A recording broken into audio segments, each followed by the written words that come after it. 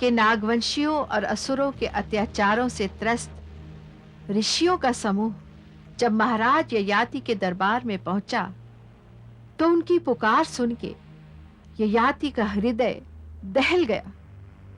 उन्होंने नागवंशियों और असुरों को दंड देने के लिए सेना को कूच करने का आदेश दिया। सरयानावत पहुंचते ही उनकी भेंट एक सुंदर युवती से हुई। इस भेंट ने कुछ देर के लिए युद्ध से होने वाले रक्तपात की संभावना को भी रोक दिया।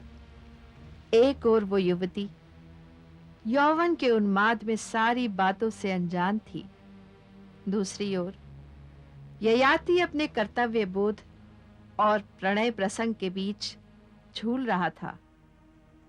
और मैं ये सोच रही थी कि इस भेंट का परिणाम क्या होगा।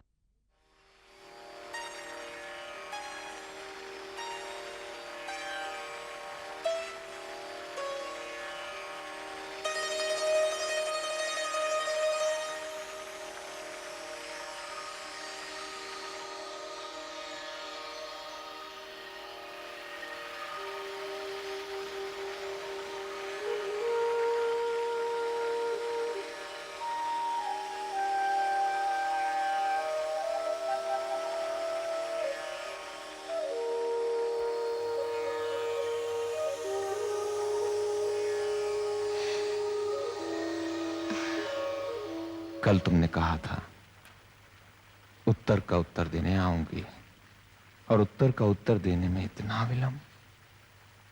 विलंब किया मैंने? नहीं तो? जानती हो, तुम्हारे जाने और आने के बीच में जो समय बीता, उसमें कितने पहर, कितने पल, कितने क्षण थे। तुमने तो कदाचित ये भी ना सोचा होगा। इतने पहर, इतने पल, इतने क्षणों का एकांत मृत्यु के समान कष्टदायी रहा होगा। कष्टदायी एकांत? एकांत होते हुए भी मैं तो कभी अकेली नहीं रही। एकांत के हर पल में, एक एक क्षण में आपकी स्मृति मेरे साथ में रही। और फिर उत्तर का उत्तर देने में आप मुझे इतना भी समय नहीं दे सकते? देखिए, इन आंखों में झांक कर आपको अपना उत्तर मिल जाएगा।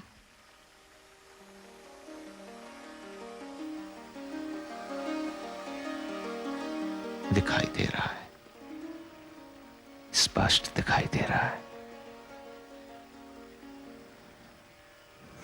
किंतु तुम्हारी प्रतीक्षा का एक एक पल ऐसे बीता मानो कई युग बीत गए हों।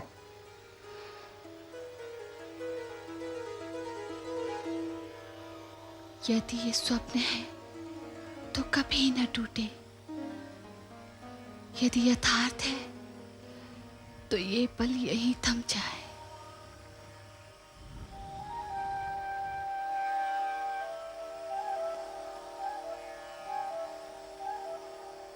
जी चाहता है ऐसे ही तुम्हें देखता रहूं। मुझे डर लग रहा है। डर? कैसा डर? कहीं आपसे बिछड़ न जाऊं।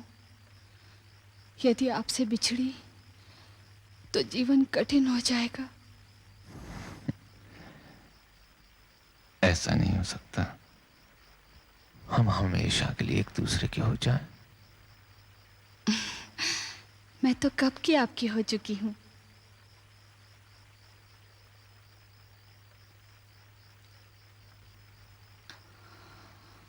तुम मुझसे वाह करोगी?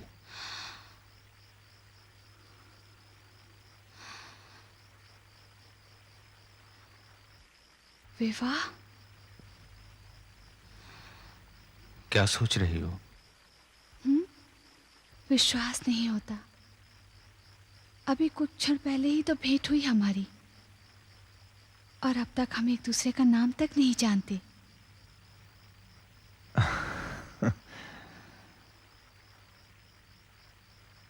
प्रकृति की सुंदर कृति की रचना करके रचयिता ने इसका नाम क्या रखा होगा?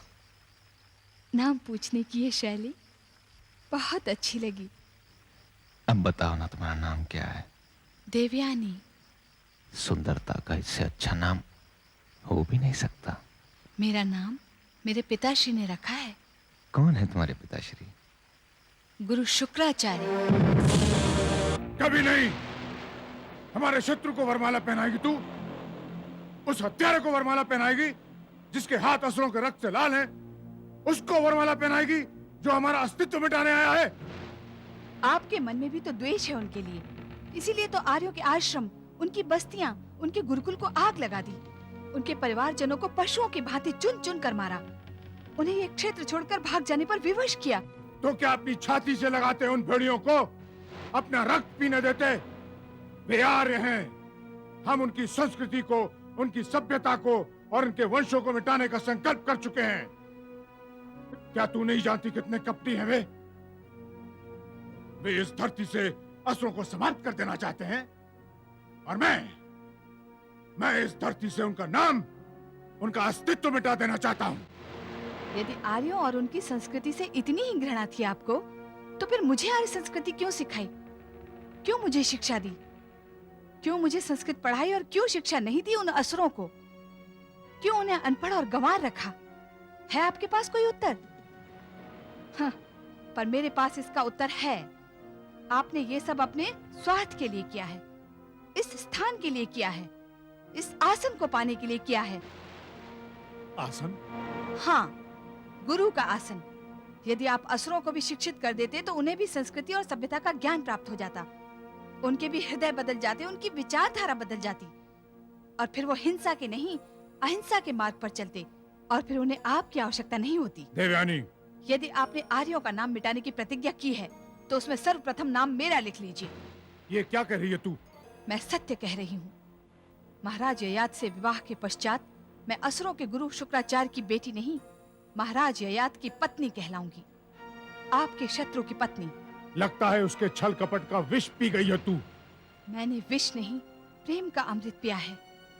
मैं समझ गया उसका षड्यंत्र, किंतु वो जो चाहता है कदापि संभव नहीं हो सकता। पिताश्री, उनका प्रेम षड्यंत्र नहीं है। चुप हो जा देवयानी। यदि मेरा प्यार तेरे सर पर ममता का हाथ रख सकता है तो मेरा क्रोध तेरा गला भी दबा सकता है। विपाशा, ले जा इसे यहां से। इसका बावलापन अब और सहन नहीं किया जा सकता। मैं इसकी मूर्खता को असुरों के विनाश का कारण नहीं बनने दूंगा। इसे इसके कक्ष में बंद कर दे, अब ये बाहर नहीं जाएगी।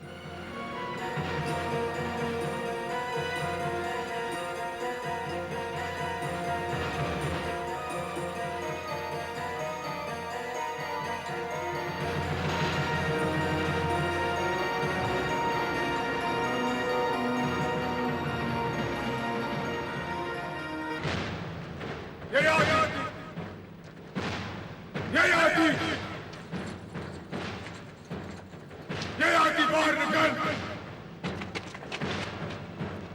ठहरो।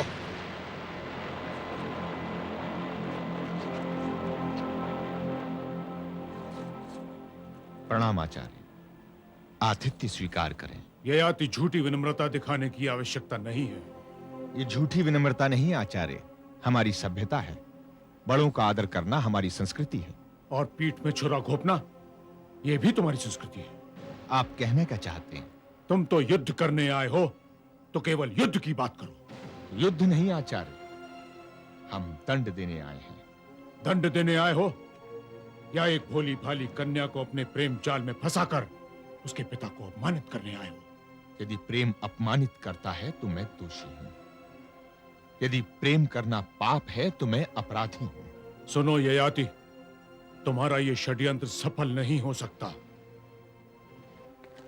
मैंने अपनी बेटी की मूर्खता को बंदी बना दिया है। तो फिर यहां किस लिए आए हैं? यही जताने के लिए कि तुम असुरों को उनकी भूमि से नहीं निकाल सकते, उन्हें उनके अधिकारों से वंचित नहीं कर सकते। किन अधिकारों की बात कर रहे हैं शुक्राचार्य? उन अधिकारों की जिनके अनुसार हम इस क्षेत्र में रहते हैं। इस क्षेत्र पर असुरों का अधिकार कहां से हो गया? ये क्षेत्र तो हमारे राज्य का एक भाग है।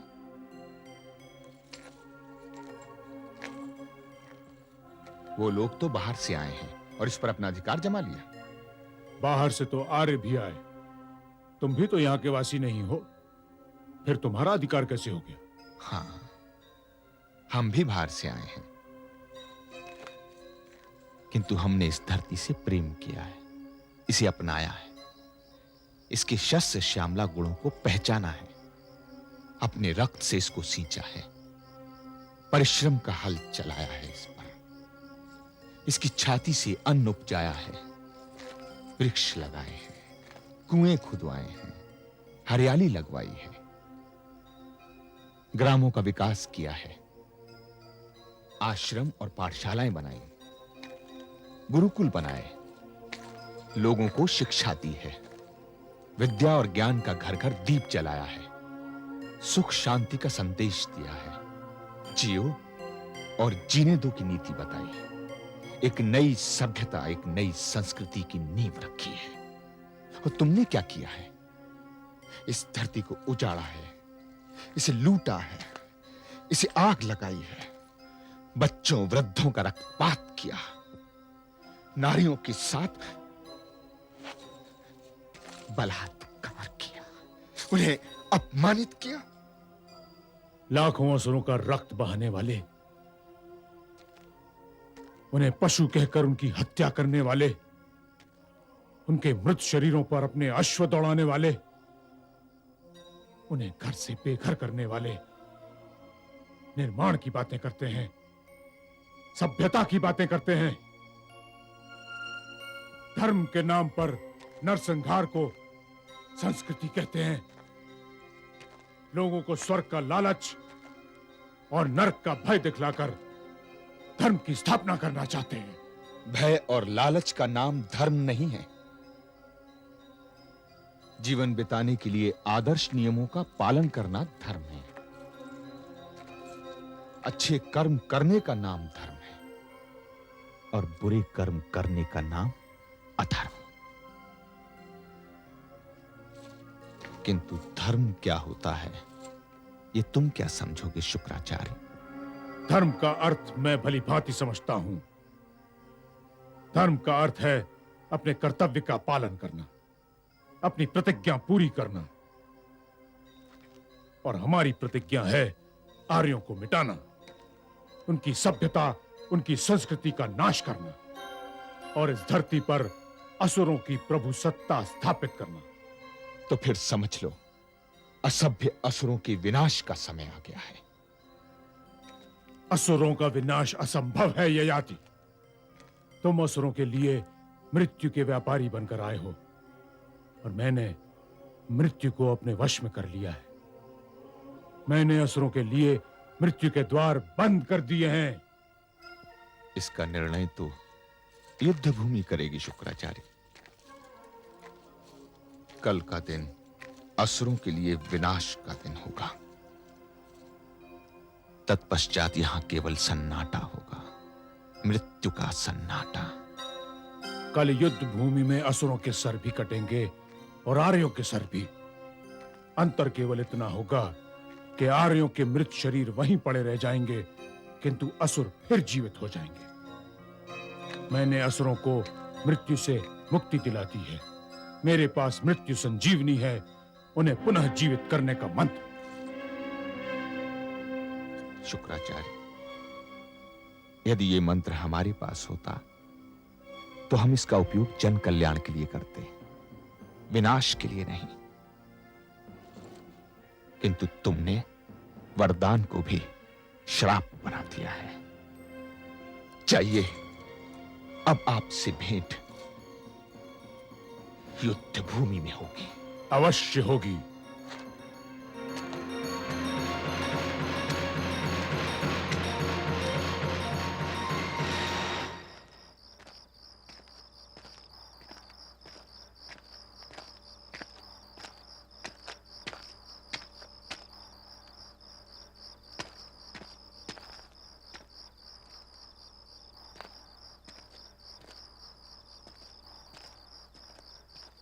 क्या हुआ? क्या बात क्या है?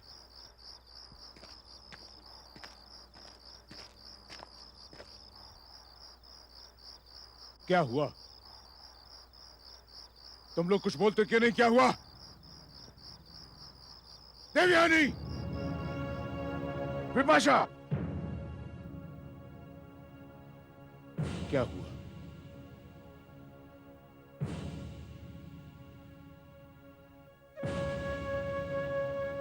देवयानी,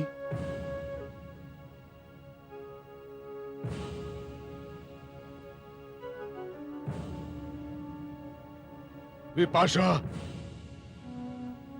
ये कैसे हो गया?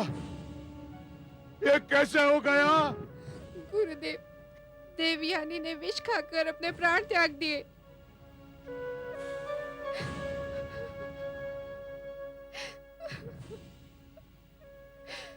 मर गई मेरी बेटी। मेरी बेटी मर गई।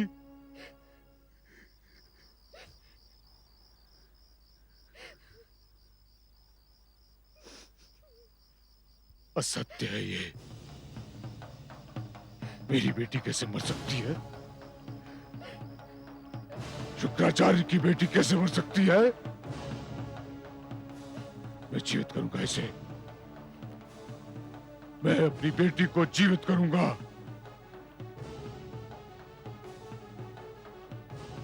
तू हवन की अग्नि प्रज्वलित कर। जा।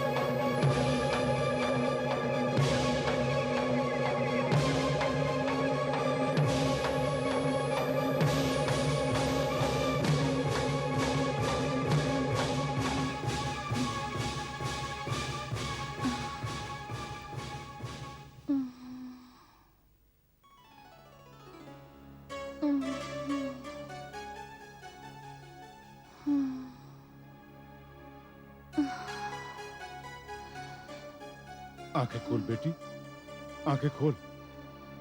मेरी ओर देख। मैं हूं तेरा पिता। हाँ बेटी, तू फिर जीवित हो गई। मैं जीवित हो गई। हाँ हाँ। क्यों जीवित किया मुझे? ये तू क्या कर रही बेटी? नहीं, मैं जीना नहीं चाहती। मैं जीना नहीं चाहती। क्यों जीवित किया मुझे? मैं जीना नहीं चाहती। मैं जीना नहीं चाहती। नहीं बेटी, ऐसा न कह। तू जीवित रहेगी। तुझे जीवित रहना पड़ेगा मेरे लिए, अपने पिता के लिए। नहीं, अब मेरे जीने का कोई अर्थ नहीं है। मैं जीना नहीं चाहती। मैं फिर विष खा लूंगी। मैं तुझे फिर जीवित कर दूंगा। नहीं, इस बार आप मुझे जीवित नहीं कर पाएंगे। मैं तुझे जीवित करूंगा बेटी। मैं तुझे जीवित करूंगा। मेरे पास मृत्यु का उपचार है। पिताश्री, जीवन और मृत्यु को आपने खेल समझ लिया है। सांसों के आने जाने को आप जीवन कहते हैं। आत्मा का कोई मोल नहीं है आपके लिए। मृत्यु संजीवनी का मंत्र मृतदेह में प्राण तो डाल सकता है, किंतु आप ये भूल रहे हैं कि प्राणों के साथ शरीर में एक हृदय भी होता है, जो धड़कता है, जिसमें भावनाएं रहती हैं, प्रेम पलता है। आप मेरी भावनाओं को मारकर मुझे जीवन दान देना चाहते हैं। कैसे पिता हैं आप? मेरे प्रेम का गला घोंटकर, मेरी इच्छाओं की बलि चढ़ाकर मुझे जीवित रखना चाहते हैं।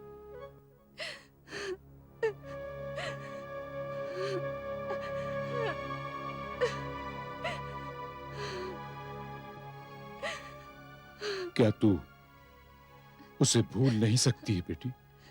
जिसके लिए स्वयं को भुला बैठी, उसी को भूल जाने के लिए कहते हैं आप? पिताश्री, यदि मैं उसे इस जीवन में ना पा सकूं, तो मुझे मरने से मत रोको।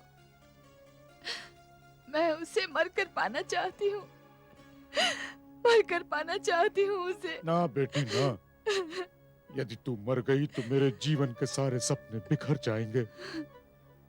तेरे बिना तो मैं जीवन की कल्पना भी नहीं कर सकता। पिताश्री, आर्यों की समाप्ति है आपके जीवन का लक्ष्य है ना? आप युद्ध कीजिए। मैं आपकी राह की बाधा नहीं बनना चाहती, क्योंकि मैं आपको हारता हुआ नहीं देख सकती। आप मेरे पिता ही नहीं, असुरों के गुरु भी हैं। यही तो मेरा दुर्भाग्य है बेटी, कि मैं पिता भी हूं और गुरु भी। किंतु अब इन दोनों में से केवल एक जीवित रहेगा, केवल एक।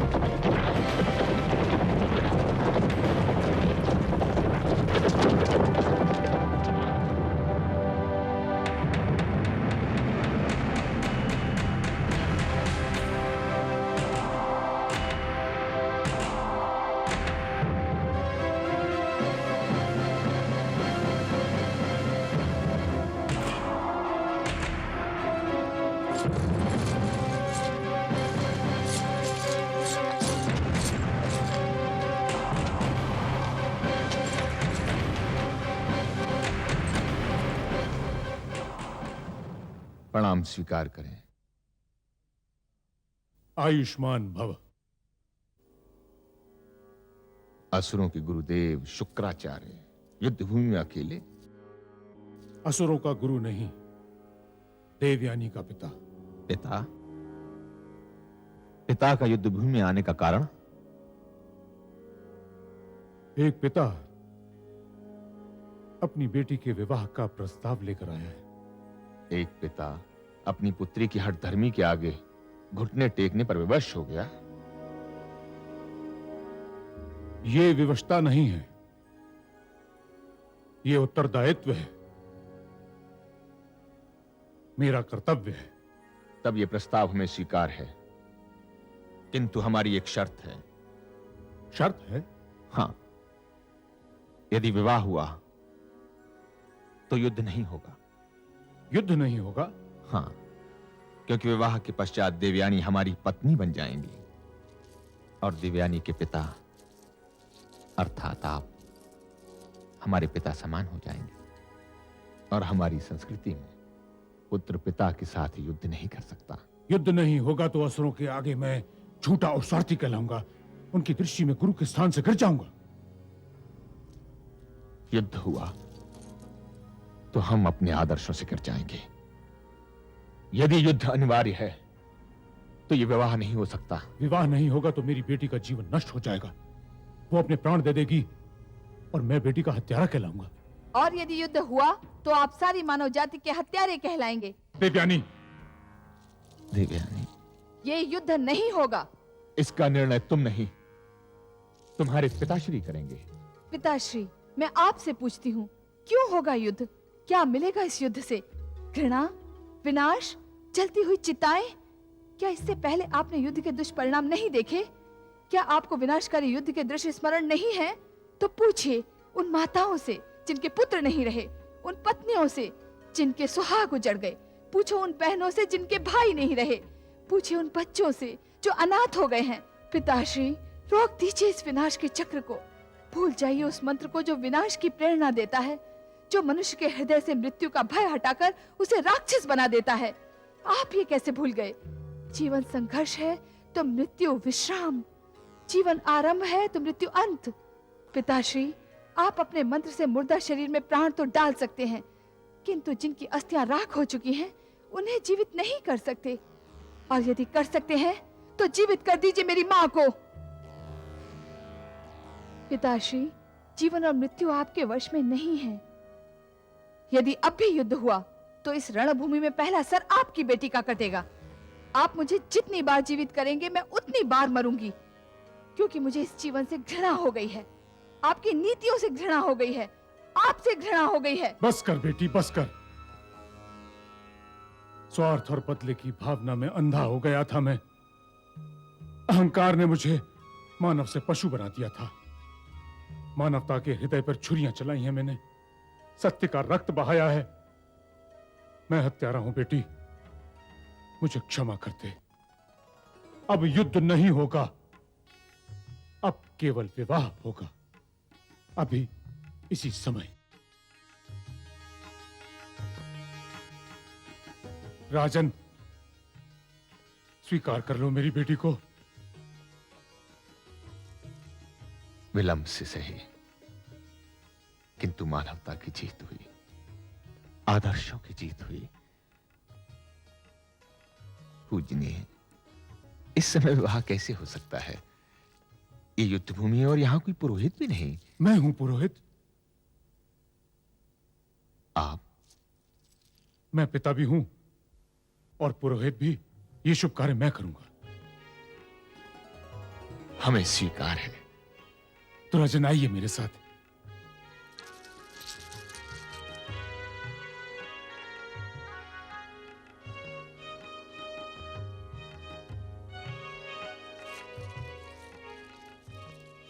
विवाह के लिए यह स्थान श्रेष्ठ है राजन। यहां साक्षी स्वरूप सूर्य देव हैं, वरुण देव हैं, वायुदेव हैं।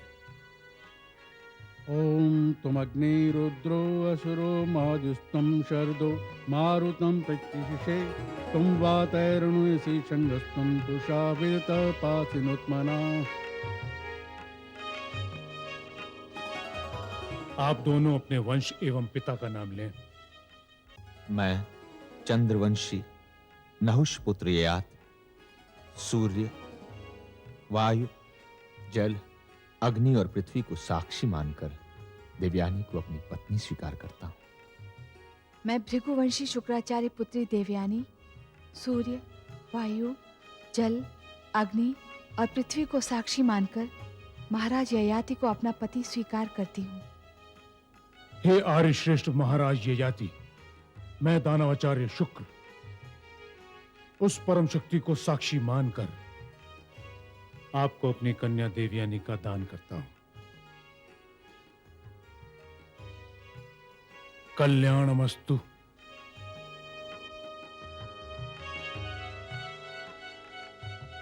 बेटी, एक पिता का कर्तव्य तो मैंने पूरा कर दिया। अब तुम महाराज ययाति की पत्नी हो। पिता का घर अब तुम्हारे लिए पराया हो गया है। राजन, मैं अपने हृदय का टुकड़ा तुम्हें दे रहा हूं, इसे संभाल कर रखना। मैंने इसे फूलों के समान पाला है, अपनी छाती से लगाकर इसे कभी कोई कष्ट न देना। बस यही एक विनती है तुमसे। ये आप क्या कह रहे हैं पूजनीय? देवयानी अब आपकी पुत्री ही नहीं। देवयानी अब चंद्रवंशी महाराज ययाति की महारानी भी है। महारानी, यदि ये विवाह राजधानी में हुआ होता तो परंपरा अनुसार इस शुभ अवसर पर हम तुम्हें विशेष उपहार भेंट में देते, किंतु यहां हम। ये तो आप अभी दे सकते हैं महाराज। निस्संदेह अब तुम महारानी हो, तुम्हारे लिए कुछ भी अदेय नहीं। मांगो। और यदि मैं ऐसी कोई वस्तु मांगूं जो आपके लिए देना संभव ना हो तो? प्राणों से अधिक क्या मांग सकती हो देवी? संकोच किस बात का? मांग कर देखो। तो महाराज, भेंट में भूमि का वो क्षेत्र दीजिए जिसे खांडव वन कहा जाता है, जिस पर असुरों का अधिकार है और जिसे मुक्त कराने के लिए आप यहाँ आए हैं।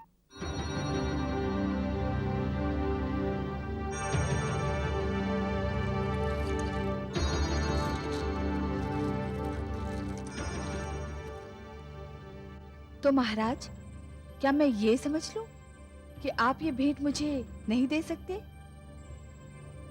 नहीं, हम तो ये सोच रहे थे कि आपने इससे अधिक क्यों नहीं मांगा। महारानी, खांडव वन का एक क्षेत्र हम तुम्हें भेंट में देते हैं। नहीं महाराज, यह क्षेत्र मुझे नहीं, मेरे पिता श्री शुक्राचार्य को दिया जाए। हमें यह भी स्वीकार है, आज से इस क्षेत्र पर हमारी प्रभुसत्ता समाप्त हुई। आज से इस क्षेत्र गुरु शुक्राचार्य के अधीन रहेगा। किंतु मैं इसका विरोध करता हूं। मुझे यह स्वीकार नहीं है। कारण पूजनीय? महाराज, मैं असुरों का गुरु अवश्य हूं, किंतु स्वयं आर्य हूं। हम आर्य बेटी के घर की कोई भी वस्तु स्वीकार नहीं करते, यहां तक बेटी का घर का जल भी ग्रहण नहीं करते। यह क्षेत्र मेरी बेटी का घर है और एक बाप अपनी बेटी के घर में नहीं रह सकता। अब इस क्षेत्र को छोड़कर मुझे भी जाना होगा। केवल आपसे एक विनती है। विनती नहीं, आदेश करें। जब तक वैकल्पिक व्यवस्था नहीं हो जाती, आप असुरों को यहां रहने की अनुमति प्रदान करें। मैं असुरों की ओर से आपको वचन देता हूं कि शीघ्र ही वो भी इस क्षेत्र को छोड़कर चले जाएंगे। जो आज्ञा। आयुष्मान भव।